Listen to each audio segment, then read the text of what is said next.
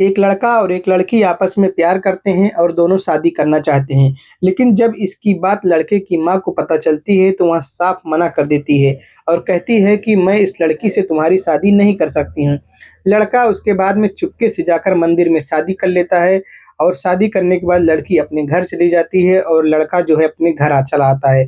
घर आने के अगले दिन वह जो है अपनी माँ से कहता है मैं बाहर जा रहा हूँ कमाने, और बाहर कमाने के बहाने वह निकल लेता है।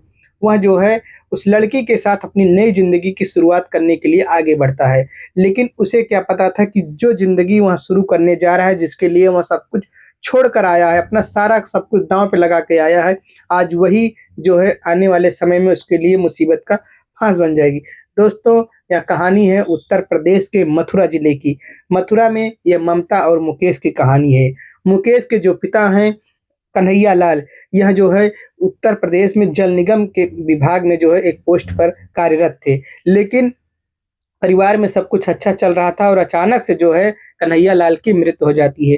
कन्हैया लाल के 3 बेटे थे, पहला जो है वह मुकेश था और दूसरा सोनू था और तीसरा सुभाष था, और जो उनकी पत्नी थी जिनका नाम राजकुमारी था। बच्चे अभी छोटे-छोटे थे, राजकुमारी के लिए सबसे बड़ी मुसीबत यहाँ थी बच्चों को पालना। लेकिन सरकारी गवर्नमेंट की जो नौकरी होती है, अगर उसमें पति एक्सपायर हो जाता है तो आप सब जानते हैं कि पति की जगह पे पत्नी को जो है नौकरी मिल जाती है। और उसके बाद में राजकुमारी को नौकरी मिल गई। राजकुमारी नौकरी करना शुरू कर दी और धीरे-धीरे अपने बच्चों को पालने-पोसने लगी। लेकिन उनकी सबसे बड़ी जो चिंता थी वह यहाँ थी मुकेश को लेकर के, क्योंकि मुकेश पढ़ने-लिखने में भी बहुत ज़्यादा जो है होशियार नहीं था, पढ़ने में उसका बिल्कुल नहीं मन लगता था। और जो दूसरा नंबर का बेटा था सोनू, सोनू पढ़ने-लिखने में ठीक था और जो सुभाष था वह भी पढ़ ही रहा था। सबसे ज़्यादा चिंता अगर माँ को थी, राजकुमारी को थी, तो वह जो है मुकेश को लेकर के थी। इसके बाद में कुछ दिन को बाद में जो है सोनू धीरे-धीरे पढ़कर आगे बढ़ता है और उसे जो है एक दिल्ली की एक कंपनी में इंजीनियरिंग की जॉब लग जाती है, और अभी सुभाष पढ़ाई कर रहा था। माँ को जो सबसे ज़्यादा चिंता होती है वह मुकेश को लेकर के होती है। वो हमेशा यही सोचती रहती है कि आखिर मुकेश क्या करेगा, कैसे करेगा? लेकिन मुकेश की जो सोच थी, मुकेश उन लड़कों में से था कि रातों-रात मुझे अमीर बनना है। मुकेश की ऐसी भावना थी। एक दिन माँ जो है उसकी जो राजकुमारी माँ है, वह जो है उसके पास बैठती हैं और कहती हैं कि मैं ऐसा करती हूँ कि तुम्हारा जो है किसी दुकान पे नौकरी लगवा देती हूँ और तुम वहीं आराम से अपना काम करना, तुम्हारा काम चल जाएगा। इसके बाद में तुम खुद की अपनी दुकान खोल लेना। लेकिन जो मुकेश है उसकी यह बात समझ में नहीं आती। वह कहती है, माँ तुम सरकारी जॉब कर रही हो और मैं जो है अगर किसी दुकान पे नौकरी करूँगा तो यहाँ इतनी बेइज़्ज़ती की बात होगी। मैं यहाँ नहीं करने जाऊँगा, और वह साफ-साफ मना कर देता है। फिर उसी टाइम जो है मुकेश कहता है कि माँ क्यों ना जो है मैं जागरण जैसा प्रोग्राम करूँ, क्योंकि अगर मैं जागरण जैसा प्रोग्राम करता हूँ अपने दोस्तों के साथ तो इसमें बहुत अच्छा पैसा है और कुछ दिन लगेंगे सेटल होने में, जब मैं सेट हो जाऊँगा तो सब कुछ सही हो जाएगा। उसकी माँ कहती है ठीक है जैसी तुम्हारी इच्छा, लेकिन उसकी माँ को जो है मुकेश पर ज़रा-सी भी भरोसा नहीं था कि यह कुछ कर पाएगा। लेकिन कहते हैं कि माँ जो है अपने बेटों से हार जाती है, वही हाल मुकेश के साथ हुआ।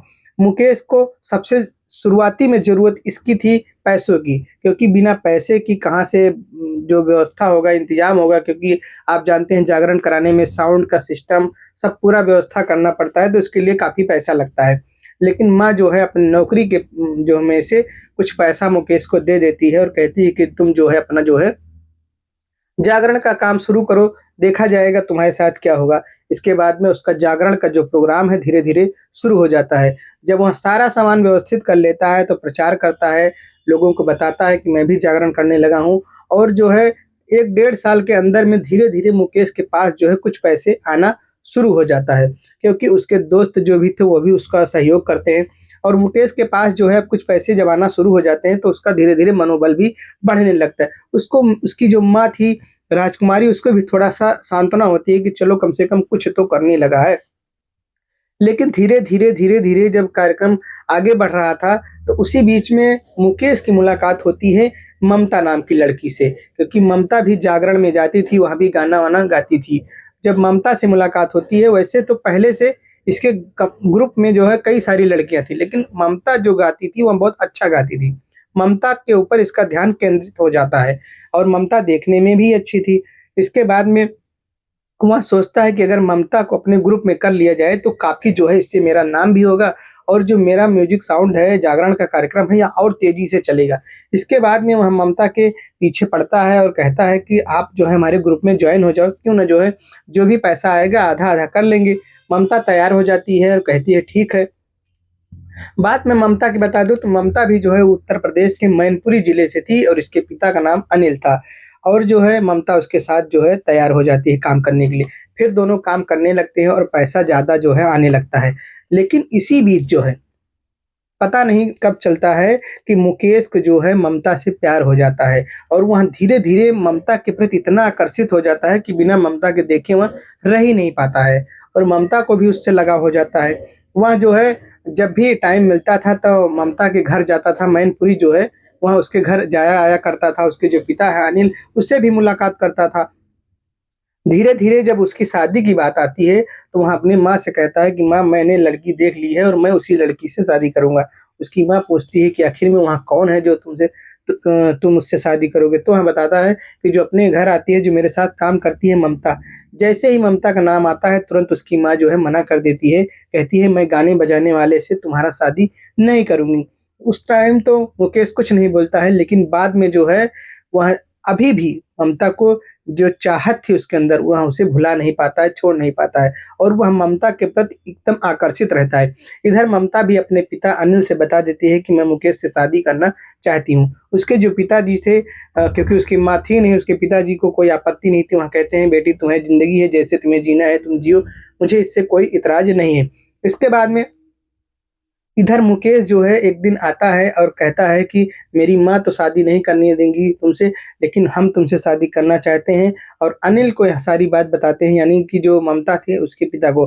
फिर तीनों लोग आते हैं, मंदिर में शादी हो जाती है और मंदिर में जब शादी हो जाती है तो वहीं अनिल जो है एक कमरा यानी जो है जो ममता का पिता था एक कमरा किराए पर लेकर के ममता को दे देता है और इधर जो है जो मुकेश था यहाँ घर पर आता है और घर पर आने के बाद में कहता है कि मुझे एक काम लग गया है और मैं जो है दूर शहर में जा रहा हूँ और इसी को बता कर के वहाँ घर से निकल पड़ता है और घर से निकलने के बाद में यहाँ चला आता है और ममता के साथ एक नई ज़िंदगी की शुरुआत कर देता है।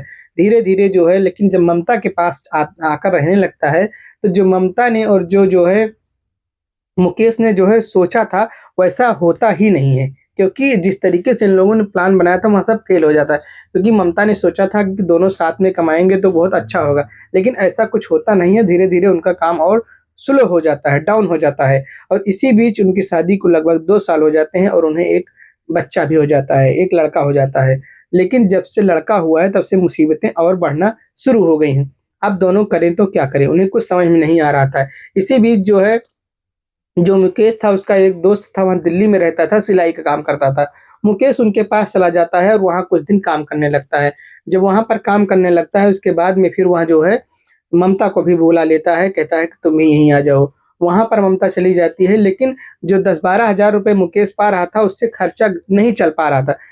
कुछ दिन वहाँ रहने के बाद में ममता परेशान हो जाती है और वापिस से वहाँ जो है अपने पिताजी यानी कि जो है वापिस से मैनपुरी चली जाती है और यहाँ आने के बाद में वहाँ जो है एक कमरा किराए पर वापिस लेती है और लेने के बाद में रहना शुरू कर देती है। इधर मुकेश भी वहाँ रुक नहीं पाता है क्योंकि वहाँ जो है ममता के प्यार में इतना पागल था, वहाँ भी रह नहीं पाता है और वहाँ से चला आता है। ममता ममता ने जब ये सब देखा कि अब मुकेश भी यहाँ आ गया है, तो वहाँ उसने जो है अपनी सारी ज़िम्मेदारी यानी अपने जो लड़का था उसे ज़िम्मेदारी उसे दे दिया कि अब तुम देखो और मैं कमाऊँगी। इसके बाद ममता जो पुराने संगीतकार थे, जागरण वाले थे, उनसे मुलाकात करती है और धीरे-धीरे उनके साथ आना-जाना शुरू कर देती है, काम फिर से चलने लग